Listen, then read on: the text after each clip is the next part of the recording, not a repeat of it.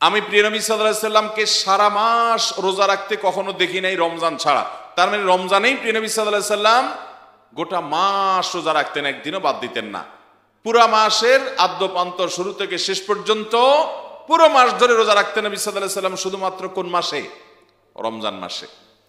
ওমা রাআইতুহু আকসারা সিয়ামা মিনহু ইল্লা ফি শাবান। আর নবী করিম সাল্লাল্লাহু আলাইহি সাল্লামকে পরিমাণে গোটা মাসের বেশিরভাগ দিন রোজা রাখতে দেখেছি শুধুমাত্র শাবান মাসে। অন্য এক বর্ণনায় আসছে, আম্মা জানা আয়েশা বলেছেন, কানা ইয়াসুমু শাবানা ইল্লা কালিলা। নবীজি সাল্লাল্লাহু আলাইহি সাল্লাম গোটা শাবান ধরে রোজা রাখতেন, শুধু কিছুদিন শাবানের কয়েকটা দিন শেষের দিনগুলো বাদ দিতেন, এছাড়া গোটা শাবান জুড়ে নবী সাল্লাল্লাহু আলাইহি সাল্লাম রোজা রাখতেন। তাহলে মুহতারাম হাজিরিন, শাবান মাসের সবচেয়ে গুরুত্বপূর্ণ আমল আমরা জানলাম, এই মাসে বেশি বেশি নফল রোজা রাখতে হবে।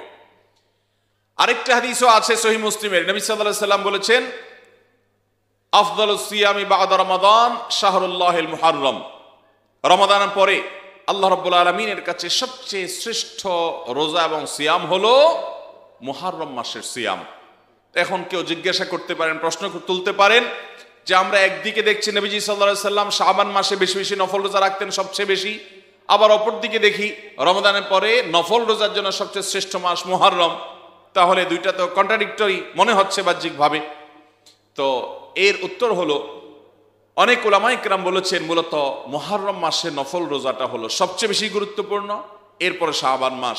নবী সাল্লাল্লাহু আলাইহি সাল্লাম এই মাসে সবচেয়ে বেশি নফল রোজা রাখতেন, যে এই মাসের পরে তিনি আর মুহাররমের ফজিলত বলেছেন, কিন্তু সেটার উপর আমলের সুযোগ হয়তো পান নাই, সেজন্য আসলে তানহার সে হাদিস আমাদের কাছে বর্ণিত হয় নাই। বাকি এই দুটো হাদিসকে সামনে রাখলে বোঝা যায় রমাদানের পরে নফল রোজার জন্য শ্রেষ্ঠ মাস হলো শাবান এবং মুহাররম। আমাদের সমাজে অনেক মানুষ আছেন গোটা শাবান জুড়ে একটা নফল রোজাও রাখা হয় না। নফল রোজা আমাদের রাখা উচিত। এই রোজা রাখার একটা বিশেষ রহস্য, বিশেষ কারণ হলো ওয়ার্ম আপ করা, রিহার্সেল করা, প্রস্তুতি নেওয়া। কারণ হঠাৎ করে যদি আপনি রমজান মাসে রোজা শুরু করে দেন, অনেকে দেখা যায় বছরে কয়েক মাস বা গোটা 11 মাস ধরে তিনি নফল রোজাও রাখেন নাই। তো গত বছর রমজানের রোজা রাখছেন আর এই বছর রাখবেন, হঠাৎ করে রমজান শুরু হয়ে গেছে, তার জন্য রোজা রাখাটা কষ্টকর হয়ে যাচ্ছে।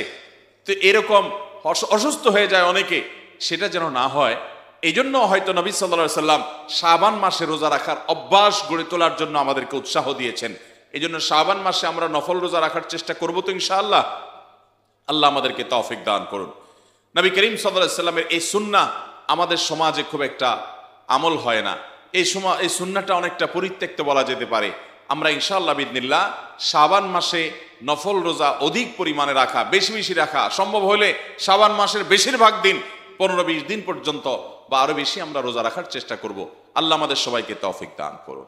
শাবান মাসে রোজার ক্ষেত্রে একটা বিশেষ বিষয় লক্ষ্য রাখতে হবে, তা হলো শাবান মাসের একেবারে শেষের দিন রোজা রাখা, যেটাকে ইয়াউমুশ শাক বলা হয়। এই দিনে রোজা রাখার ব্যাপারে হাদিসে নিষেধাজ্ঞা আছে, অনুচিত। ফুকাহায়ে কেরাম সেই দিনে রোজা রাখাকে মাকরুহ বলেছেন। আমরা ছেলেবেলায় দেখেছি অনেক মুরব্বীরা শাবানের শেষের দিন, সেদিনটাতে তারা রোজা রাখেন। ধরুন শাবান মাস 30 হচ্ছে, চাঁদ 30 হচ্ছে, তো দেখা যায় 30তম শাবানে অনেক মুরব্বীরা রোজা রাখতেন। এখন আছে কিনা জানি না, আমরা ছোটবেলা দেখেছি যে অনেক মুরব্বীরা শাবানের শেষের দিন রোজা রাখেন। কেন ওই দিন সিয়াম পালন করেন? তারা বলেন যে এই দিনটাতে রমজানের চাঁদ যেহেতু 29-এ উঠে নাই, অতএব এই দিনটা শাবান হিসেবে ধরা হয়েছে।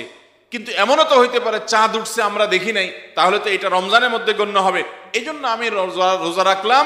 যদি রমজানের মধ্যে গণ্য হয় তো হলো, আর না হলে এটা নফল হয়ে গেল। তো এইরকম দোদুল্যমনা এবং এরকম সংশয়ের উপরে ভিত্তি করে ইবাদতের নির্দেশ ইসলাম আমাদেরকে দেয় না। নবী সাল্লাল্লাহু আলাইহি সাল্লাম বলেছেন, দা মা ইউরিবুকা ইলা মা লা ইউরিবুক।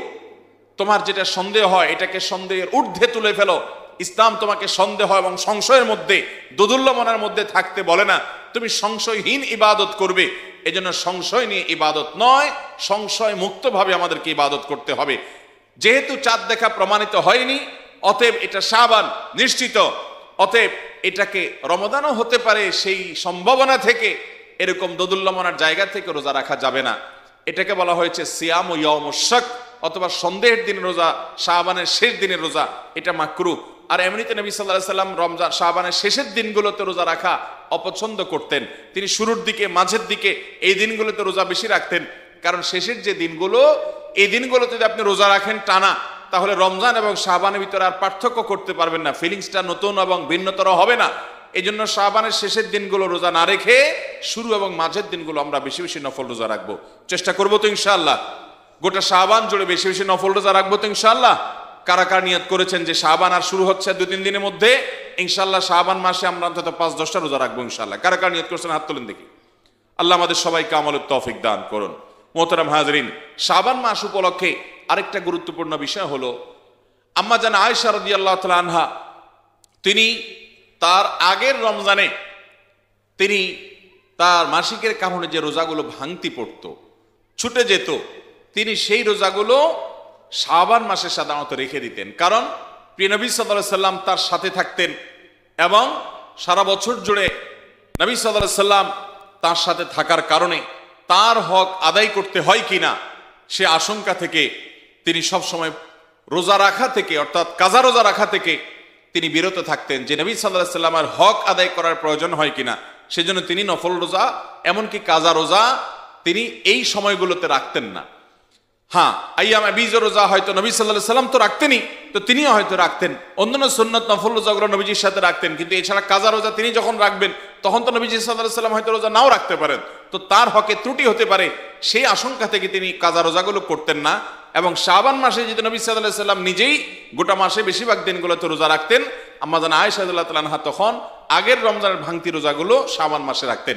এই জন্য অনেক উলামায়ে কেরাম বলেন যে মহিলাদের মাসিকের কারণে হোক আর পুরুষদের অসুস্থতা কিংবা সফরের কারণে যে রোজাগুলো বাদ যাবে, রমজান মাসের 2টা, 4টা, 5টা, 7টা রোজা যদি ভাঙা পড়ে, তাহলে পরবর্তী রমজান আসার আগে আগে অর্থাৎ শাবান মাসে আমরা রোজা রেখে ফেলবো ইনশাআল্লাহ।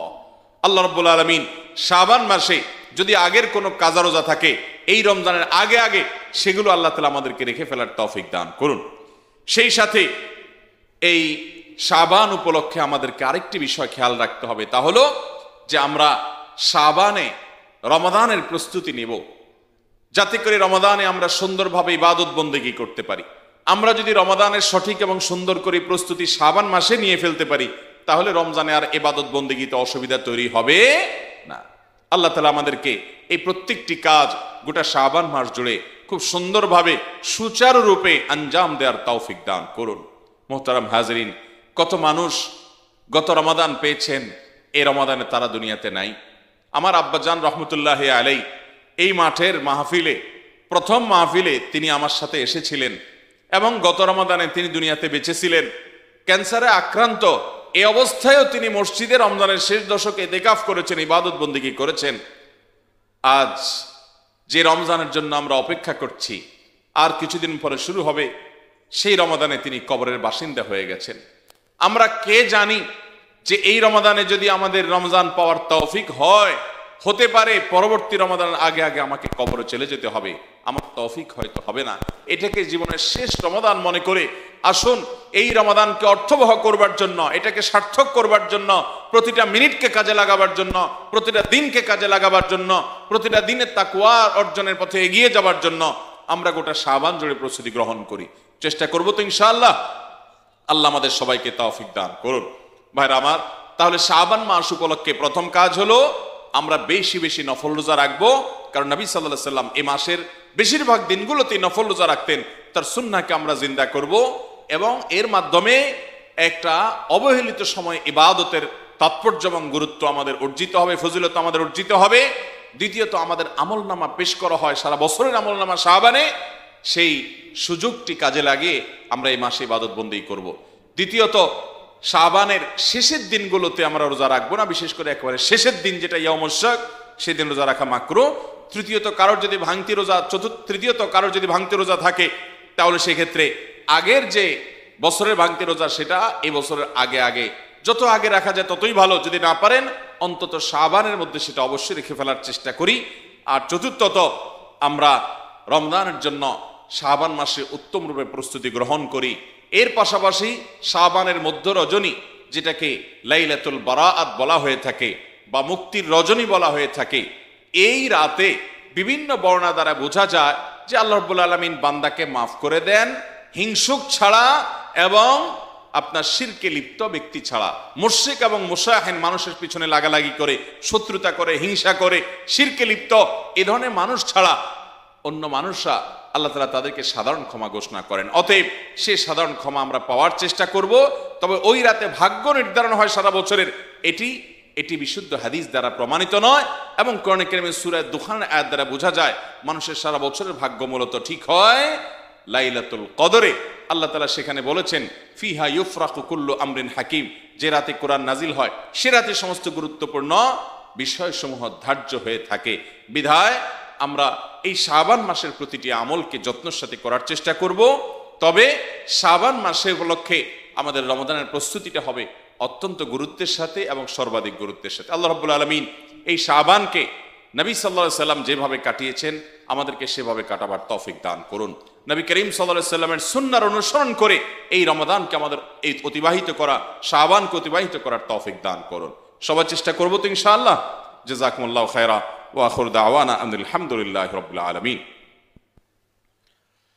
ভাইরা আমার, অনেকগুলো প্রশ্ন